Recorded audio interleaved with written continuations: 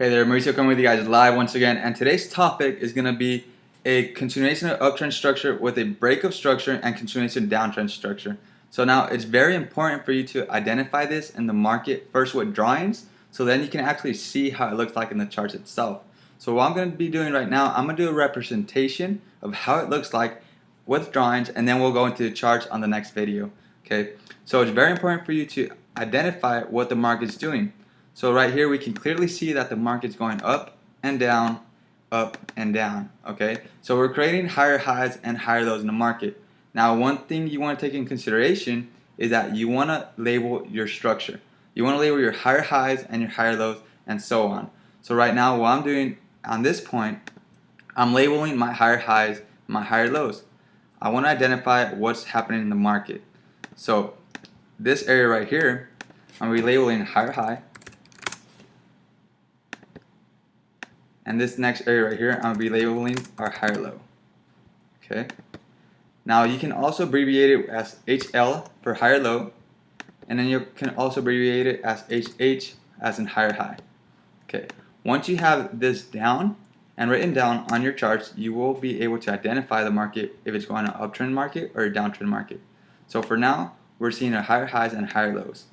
So we can actually see that the market came to a certain area where it's struggling and it's creating a higher high slash resistance. Okay, the market is resistance on going over that level. So this here is an important level in the market that the market can actually not go through. Okay, so since the market can't go through this area, it's going to start creating lower lows in the market. Okay, and one thing we have to take in consideration is a break of structure first.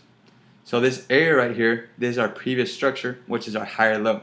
Okay, we want to see the market come down, break that higher low, create new structure, and this new structure that the market is creating is now a lower low. Okay, now you want to wait for a retracement, a 50-point Fibonacci retracement.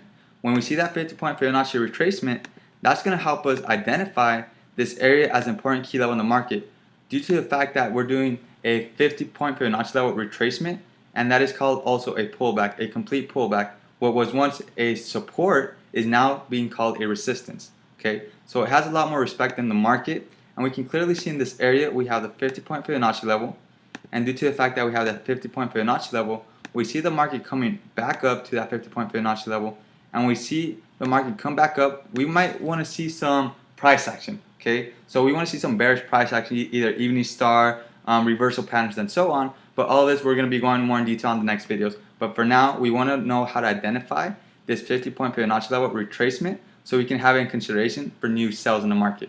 Okay, so right now we're actually seeing higher highs, higher lows, higher highs, higher lows. The market came up to a certain point where we see a higher high resistance. The market had to come down, break our previous structure, which our previous structure is located right here, which is our higher low. We can clearly see that the market had broken that structure in this area. Okay, and once it broke the structure, it came back down, it created a new structure, and therefore that new structure is called a lower low. We are not placing any trades at this moment. We are waiting for the market to come back up to a 50-point Fibonacci level, and once we see it come back up to that 50-point Fibonacci level, we will wait for price action. And price action we'll be going over more in detail in the next videos. And then once we see some price action, we'll be able to identify new structure for it to continue going down.